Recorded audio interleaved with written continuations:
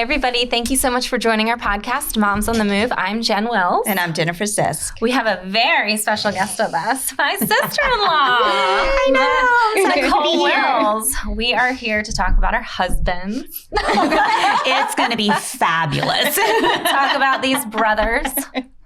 No, we'll save that for another day.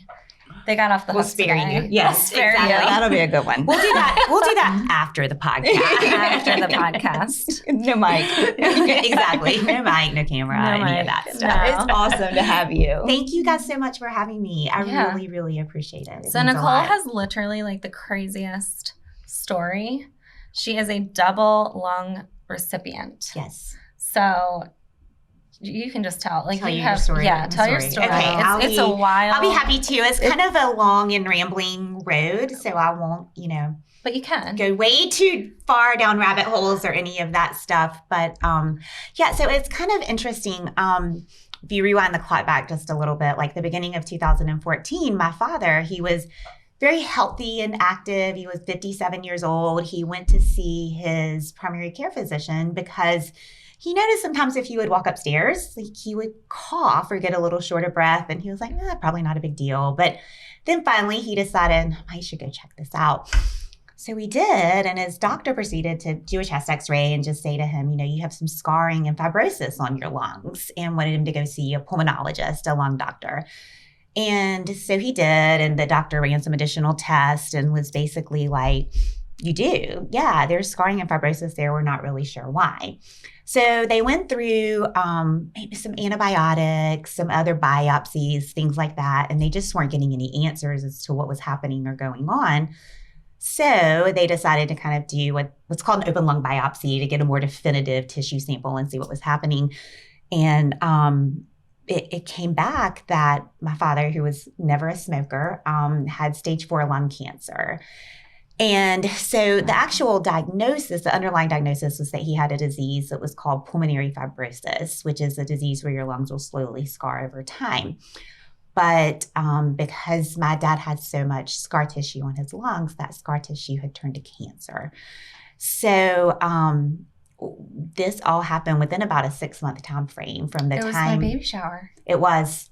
Yeah, when the actual diagnosis came in, because I was in town for Jen's baby shower, and I was like, here's your diaper cake, I'll see you later, and got back on the road back to home for us. And so about a week or so after that diagnosis, he was in the hospital a few days, he came home, and then one night he just got pretty sick. Like he couldn't catch his breath, and he was on supplemental.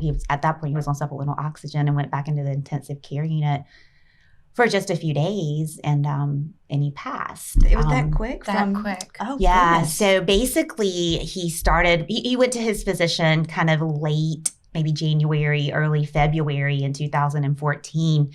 And he passed away on June 23rd of that same year. So it was a whirlwind, to say the least. It was terrible and tragic and in a whirlwind. You were so close to him. He was He was my person. I mean, even Nelson, my husband, always said, he's like, oh man, from the first time I ever saw the two of you together, I was his only child. So he always said, from the first time I ever saw the two of you together, the only thing I could think of, I hope nothing ever happens to him, because I don't know how she, right, is going to do and deal with it. And it was a very just sad, traumatic situation for all of us. And so when my father actually had gone back into the intensive care unit after his surgery, kind of during all that time, I had gone to see my physician thinking that I had exercise-induced asthma. So this girl and I, we would do the Cooper River Bridge run sometimes. And so Jen's like, just out there doing whatever. And she's like, phew. And I'm like finishing like coughing and going, I don't know what's happening and all these things. And so I was just seeing my, annual physical, and I just happened to mention it to my internist. And I was like, think something's going on. Like, I think I have like self-diagnosed myself, Yeah. right? Like, oh, I've got an exercise-induced asthma. For a good reason. Like, I remember that one bridge run and you literally couldn't stop coughing after. And you didn't relate it to your dad then? No. Okay. No, not. Wow. Okay. Not at all. Right. Because I just have like all this stuff is spinning with him. But we had also been told it's an infection, right? Like he's got an infection. We've just got to get the right course of antibiotics. And the trajectory from when he was diagnosed with the pulmonary fibrosis and the lung cancer to when he actually passed was like a 10-day time span. So it just didn't even start. So kind of in that spring, I'd gone to see my internal medicine doctor, and I was like, I need an inhaler. I have exercise-induced asthma. And she's like, okay. You're like, I'm in the medical field. It's like, I just need an inhaler, and I'll keep on going, and life will be good. And she did say, she's like, okay, that's good. You know, she listened to my chest and all that stuff. And then she said, I'm going to give you, you come back and do some lung function testing. She said it very casual, but obviously I think she heard something when she listened. And she was like, just, you know, I'll feel better if I get you back in to do some baseline lung function testing. So this is kind of, again, happening while everything's going on with my father. And then he has this surgery and gets this diagnosis and passes away. And I forget all about that, right? Like that's just not even anywhere on my radar. And little did I know that when my father was in the intensive care unit, those last few days of his life, my husband, Nelson, had spoken to the critical care physician there and said, Nicole thinks she has exercise-induced asthma, but I promise you she has all of these symptoms. Like she coughs, she gets short of breath, she does all of these things. So when about a month after my father passed, I was sitting in her office and she did these chest x-rays and all this stuff. And she just looked at me, and the phrase she used was, she was like, Nicole, your lungs are not happy. Like something's going on. And they probably look like your father's looked years ago, right? Like a long time ago. And so she basically said, I think you just need to go to Duke. Like we live outside of Charlotte. There's no real lung transplant center in Charlotte. And she just thought, you know, she's like, I feel like that might be in your future. And we need to get you established. Like, you need to go. So actually, my poor husband, his 40th birthday. You. Oh my gosh. I think I was just living like in a whirlwind at that point in time, right? So like much. kind of, I mean, looking back, it was God carrying me through, right? Like just giving me this like I'm not going to let you process any of this right now because you just got to go, right? Yeah. Like you got to put one foot in front of the other and keep going and keep going and keep going.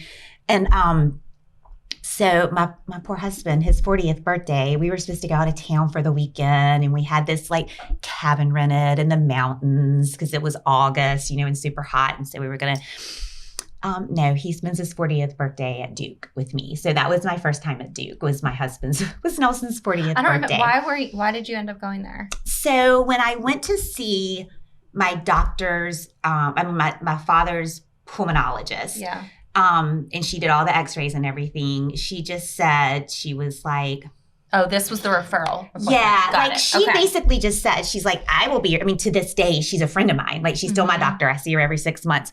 We text. She just had a baby. She just sent me pictures of her baby, you know, all these things. But she was like, Duke, in her opinion, was where I needed to be because she saw it. What happened to my father was an incredibly rare lung disease, and she said, you need to be somewhere where they specialize, right? Where they really can dive down into this. So I went to Duke and met a wonderful physician. It was kind of funny. He had to break up with me after my transplant because he doesn't do like post-transplant. He only does like pre-lung issues and conditions. And it was really funny because even my husband told him, he was like, you know, he's like, I know, I got to tell her. And he's like, no, you got to go break up with her. I love him. I know. I was like, no, can't you change jobs for my sake so you can still be my doctor? But anyway, so yeah, Duke, he was basically like yeah, your lungs are scarred. But it's pretty early and it's pretty mild. And the thing with pulmonary fibrosis is there's no treatment.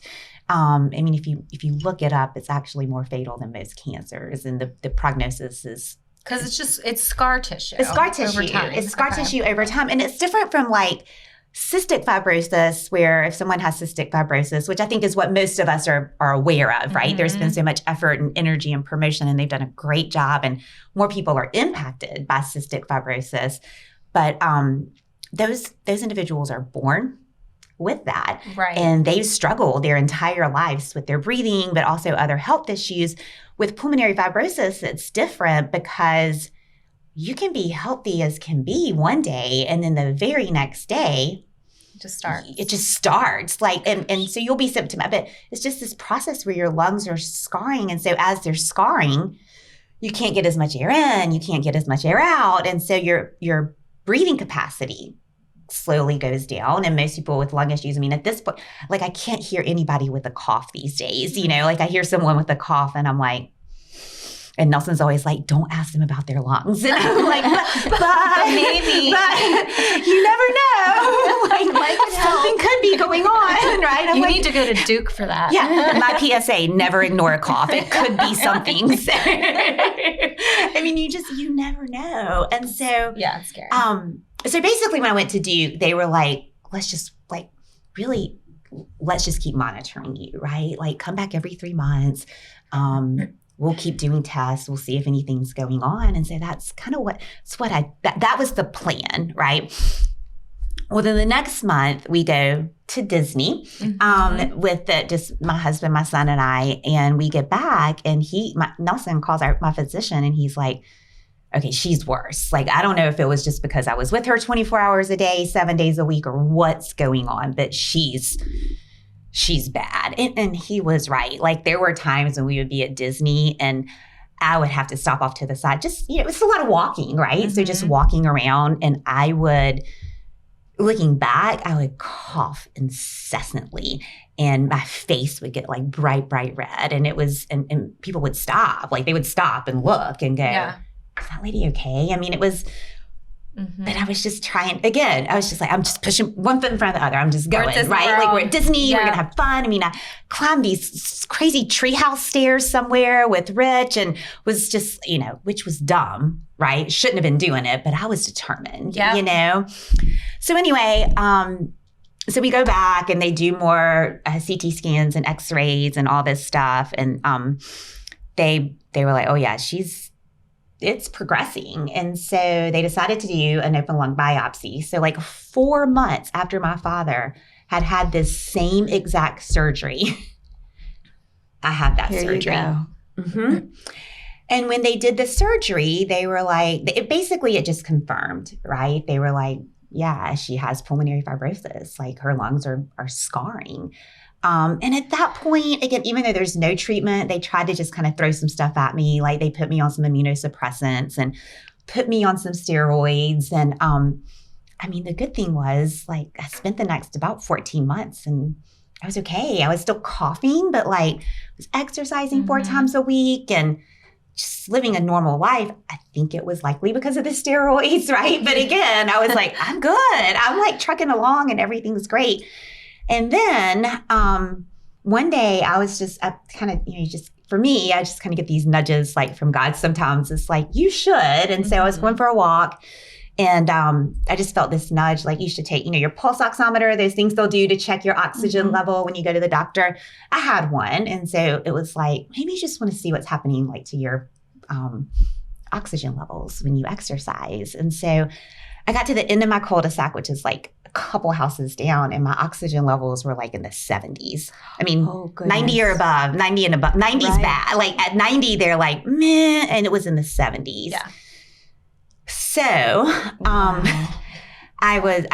immediately we called Duke and they were like, you need to go back for some, again, CT scans, chest x-rays, all this other stuff. And I did, and they realized that there was a place it was like the lower lobe of my left lung, and it was growing, and they thought that it was highly suspicious for cancer. So they thought what had ended up happening in my father was happening with me. So we go through all these iterations to try to get a diagnosis of what that spot on the lungs are, because at this point I'm declining rapidly. Was this like, June of 16? No, so this was like February. Okay, This is February okay. of 2016. Yeah. So, but we were kind of at that point now where it's like, you're probably going to have a lung transplant, right? At some point in time, it's going to be on the table. And at this point in time, I'd been started on supplemental oxygen and just, all the things. So it was like that outward appearance of It needs to happen. something's not, in hindsight, everybody was so nice, but then after the fact, they were like, you have no idea how you look. Like, you were gray. You were, I was sick, right? Sick. I was sick, and I was just kind of pushing through. So for me, I thought that, like, when I had to wear the oxygen, I was like, okay, well, now everybody's going to know. And everybody was like, we knew, right? Like, you could look at you and tell. Yeah. But of course, people weren't coming up going, honey, you look terrible, right? Like, you've lost all this weight and your skin is gray and you're, I mean, they're like and they know, like, all the stuff I've been through. So, I mean, that wasn't happening. But here was the issue we were running into. At Duke, their protocol is that they will not transplant you unless you're 2 years cancer free. Because if you have found that place. So and the reason is that if you're especially right post-transplant, because your immune system is already so suppressed, you really can't do chemo. So it becomes this like, it's just bad, right? Yeah. Without getting into all the details, it's just not good. So they were like, but before we can even talk transplant, your lungs are going down, but we don't know what this spot is. Like, we have to get a diagnosis of this spot. So anyway, the first week or so in June, I had a lobectomy at Duke. So they removed the entire portion of the lower lobe of my left lung. And there were 2 pulmonary pathologists in the room, like, dissecting and doing all this stuff. And I was told the very next day, like, you're good. It's not cancer, right? Like, you're good. Keep trucking. So I'm like, okay, great. Like, let's just mentally reset for a transplant, do what we need to do. So then I get home for just a few days and I get a phone call from my physician at Duke. And he was like, can you conference Nelson in real fast? You're like, oh, God. That's not our normal conversation, And so I conference Nelson and he begins to tell me that when they kept kind of slicing and dicing all of the tissue post my surgery, that they found cancer.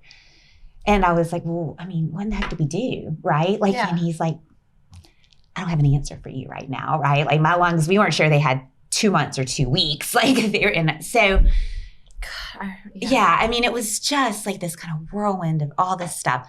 So anyway, the next morning I wake up. And at this point, it's like 2 years, right? It's 2 years from when they diagnose you with cancer. Well, no, I'm talking about when your dad. Yeah, when my dad. Yeah. So it's been 2 years since all of this has gone on. And that very next morning I wake up and, like, my oxygen levels are super low. I have a super high fever. I tell my husband, well, we got to get to the hospital. Like, something bad's going on. So I'm admitted into the intensive care unit right where my father had been just 2 years later. Like, 2 years later. Same hospital, all the things. How did you keep it together? Oh, my God. Faith. I mean, that truly is, like, the only way. I mean, now, like, when I talk about it and look back, I'm like, that, like, it's like I'm talking about somebody else, right? Yeah. Like, that didn't happen to me. I heard this story, right? Yeah. And you're like, I heard the story of this lady. But, so I went to our local hospital, which in Charlotte, they don't do lung transplants there.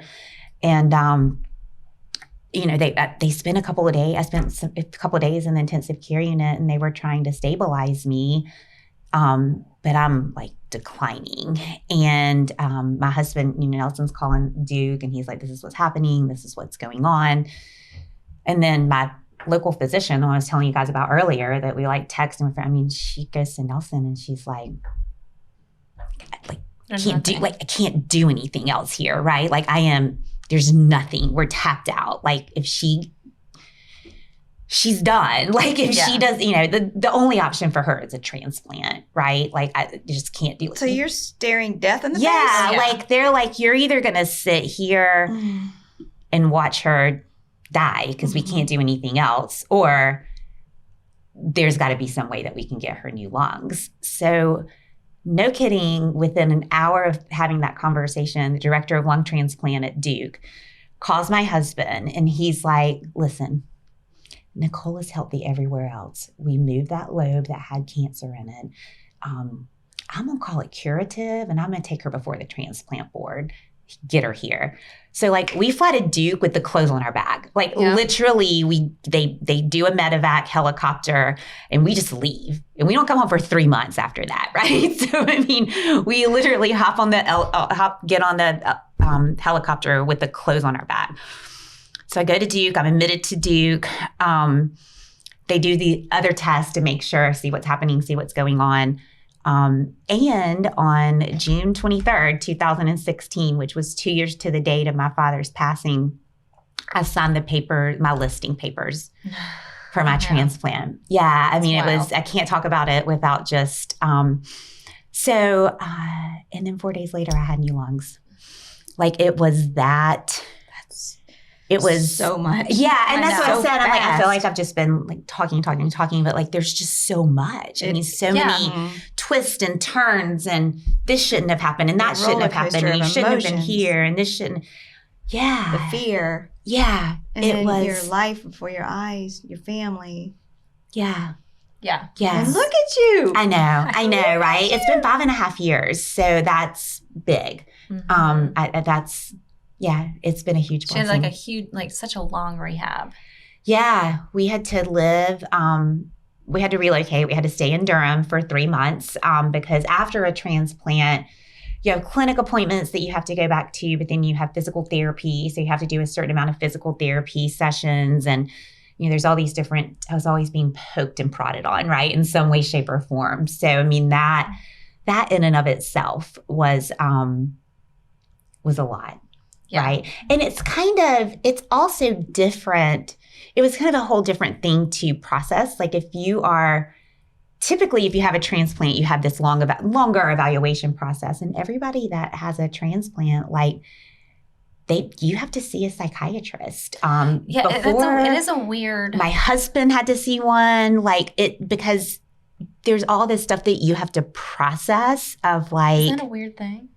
Thinking about like it? What? Just like feeling like someone else is. Well, it's like I'm here because somebody else isn't, right? And you know that's like, rationally that's not really how you're supposed to think about it, right? It's a gift. What? It's a gift, but I'm like, but it okay, is, so it's a loss. I'm for someone here, else. somebody isn't. I mean, it's just a lot. And then for me in particular, it was like, I was healthy and then I wasn't. Mm-hmm. I hadn't spent fast. my So whole fast. life sick. So it was just like, what just happened? Like within like a 14-month time, 2-year time span, I go from. Right. Like it was so fast. Well, you hear like what stories of people when they face death and what they deal with. Yeah. What's your story with that? Because when you stare, I mean, I can't even imagine that feeling. Yeah. How you come out the other side of that, and if you're a changed person, or you see the world different, or people it's different, so, or yeah. yourself different. Yeah, it's so funny because at first from a lighter perspective, and then I'll maybe I should go the heavier route first, but from the lighter perspective, my husband and I are always like, we see people getting worked up over things all the time, right? And we just, no. But we just look at each other and we're like, oh my God, like they just need some perspective, right? Like, The sweater looks so bad. We're like, it's good. And don't get me wrong, like we do that too because we're human, but it has certainly given us that whole like, don't sweat the small stuff mantra, right? As far as like we got this. Like we're good. We got this. And especially even like in our approach to parenting and all these other things, you're good. We can do this, right? Like we can handle this. It might seem like a big hairy deal right now, but we're good and we got it. And so from kind of, like I said, the lighter side of those things, it definitely just approaches how we deal with issues and challenges that come our way. we're not perfect at it because, like I said, we're humans. But it's really hard for me to talk about my story without talking about my faith, because even though I think I'd always been a somewhat faithful person, I think to really explain, like, how do you stare death, right in the face, or how do you do any of those things? I mean, I didn't get, but I mean, I planned my funeral. I sat in the intensive care unit at Duke when we were waiting on being, when we were waiting to know if I was going to be listed or not. I was like, we need to talk. There's what are the things chances of like not being, because with a transplant you need to be matched. Yes. So, like, it's not just like, oh, I'm going to get, these two lungs. Right. It needs to be, usually the same gender. They said same race. Blood type. It's a lot. I mean, we had to sign all, my lungs had to be cut. My donor lungs ended up having to be cut down. Whoa. And it is all these crazy things that they'll ask you. Like, I didn't know this after the fact, but Nelson had to sign off on, if the person that passes away is a drug user, will you take those lungs, right? Because it may be somebody that's young, right? I mean, that an overdose, right? Is not necessarily, it's not a far-fetched thing that can happen sometimes. And just all these different things that he had to go, yes, no, yeah, a lot of, there's these stuff you don't even think about. Stuff you don't even think about. I mean, if your blood type, are you positive for this? Is the donor positive for this or negative for this? Or just, it really does. I mean, there's a whole entire, and there's a system, right, where you're like into a database and they kind of, and it's different with every organ, but with lungs, they rate you on a multitude of things, your proximity to where the donor is, a lot of that kind of stuff. But the main thing that drives it is how sick you are and how well they think you will do post-transplant, right? Because as it's scarce, right? I mean, that's one of the things I was saying earlier, like there are like 7,000 people who die every year waiting on an organ transplant. It's like 20 people a day. And so there's just not enough, right? And so there's a practice and a policy and procedure that goes into place. And so so your faith obviously increased. Yes. How about the relationship with your husband? I know that's a little personal. No. It's like, I can imagine Mike and I going through something like that. If we would be the same people, or if he would treat me with kid gloves, or if you have this roller coaster of, I don't know, all kind of things come out when things are hard. It brings all kind of feelings. It was, it's funny because at least, I think with most transplants, but at least like with lung transplants at Duke, you're assigned a nurse coordinator, right? Who becomes like, even now she's my person. Like I emailed her yesterday. I'm like, I have this paperwork I need filled out, or, so, and to answer that, I mean, there were times where I would email her and say, okay, so I know you're not a marriage counselor, but because, and her reply would always be, we gave you new lungs to live your life. Just be wise, because Nelson really did. I mean, he got very, very like, don't walk in this room unless you've sanitized your hands. Don't touch her. Don't hug her. Don't do this. And listen, this is a pre-COVID world we're living in, right? So, I mean, forget COVID. That's not on the radar anywhere. The funny thing about COVID is you were like so laid back. Yeah. I was like, I'm good. I'm going to do what I need to do. Like, again, I do think that is faith. Like, I just know I'm like, I'm going to do what I need to do and do the right things. And from that point, like, God's got me, right? Yeah. Like, I'm good. I'm okay. I'm not cavalier about any of it, but it really was like you would think it would be nice to be loved, but it's smothering like that. So, I mean, there were certain times where I think like the Christmas right after, my son and one of his friends, those indoor bouncy houses, right? And they wanted to go to one of those. And I'm like, I'm going to take them down there today. And Nelson was like, oh, those places are a plethora of germs. Like, no, you're not. It's a petri dish. Yeah, exactly. And I'm like, but I am. And he's like, but you're not. And that was the one, where I email, or the movies or stuff like that. And so many times, like even coming to see, because at that point, we had Bennett, who was 2, and Braden, who was just born. But we'd have to, and they get sick all the time. So every time we were going to see you. I'm like, they have a runny nose because they always have a runny nose. Yeah, I mean, but I have to like, I always felt like, oh my gosh, I can't be the one that gets her sick. Yeah. We don't want to be like responsible for bringing like, you know, hand, foot, mouth to Nicole. I know, right? I mean, it's all the things, but I did finally have to say, you know, I'm good. But the funny story aside, a lady that actually lives on my street, her sister-in-law had a lung transplant due a couple of years ago, and she connected us, and we've become friends since then. And shortly after she got home from her transplant, she and her husband came over, and this is like last summer.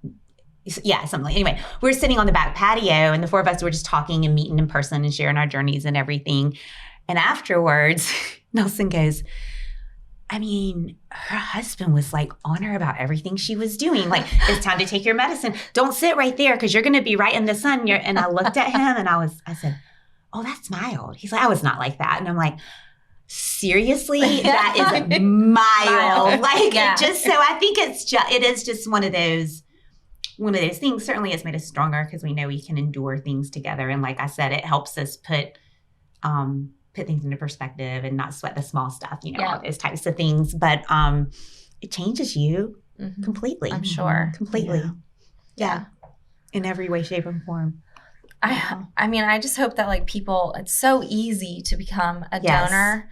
You go to, it's literally www.registerme.org. Yep. And you can sign up. And apparently, I mean, this is just, it's such a morbid conversation, but like your life, one life can apparently save eight others. You're absolutely right. Yeah. If you look at the current, at any point in time in the United States, there's about 100,000 people that are waiting an organ.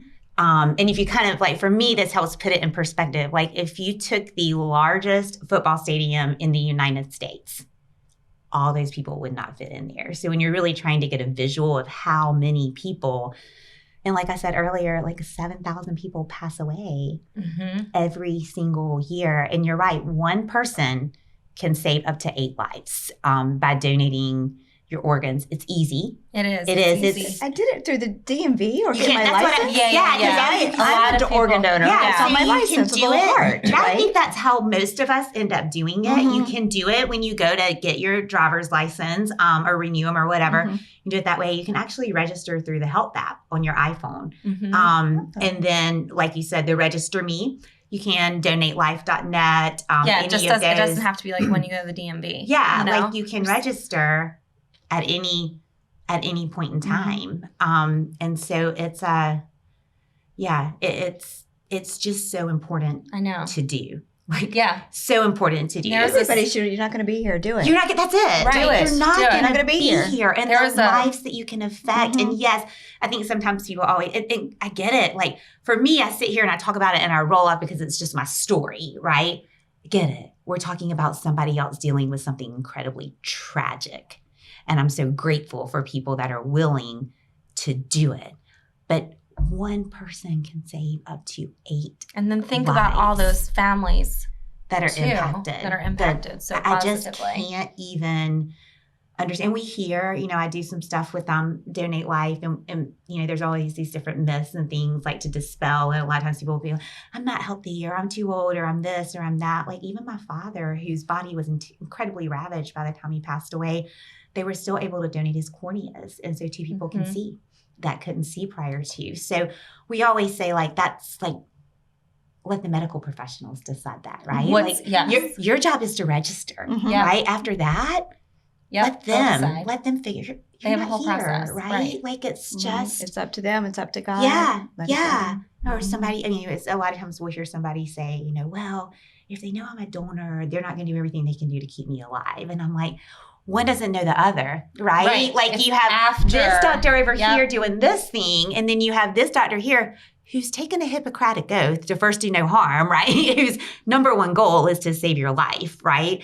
Then at the point in time where if the unfortunate time comes and they know and they realize that's not an opportunity, that's when that conversation I heard it's not even a conversation until after the person passes. Yeah. So. Yeah. So it's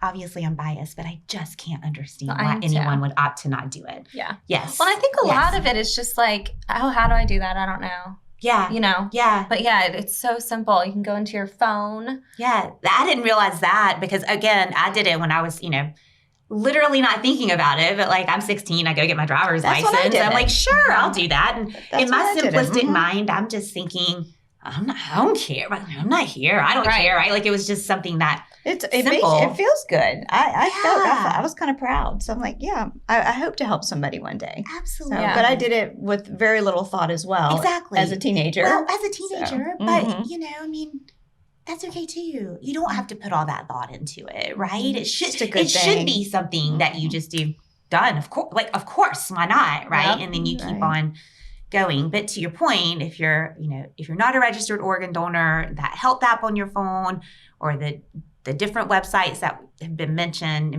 you can go on and do it right now. Yep. And then you can tell your friends and your family and your neighbors and everybody else that you did it and why it's so incredibly important. So registerme.org, and February 14th is? February 14th is National, it's National Donor Day. So if you haven't done it between now and then February 14th is your day to register to be an organ donor because it's very important.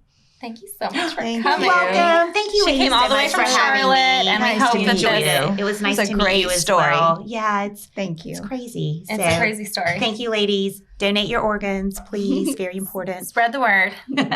Thanks again so much. You're welcome. Thank you. We want to thank everybody for tuning in. We want to thank our sponsors real quick. We want to thank Leisa Johnson with Fairway Mortgage, Nest Realty. We're about to hit the spring market, so call me. Browning Studio, Body Works, Parham Smith, Archenhold, Blackacre Law, and we are dressed by Southern Girl Chic. So I love this. Thank you all so much for your support. We are launching our e-blast, and we hope you subscribe to that. We have amazing resources on there. We have amazing vendor coupons just for our moms that sign up. So we look forward to seeing you next time.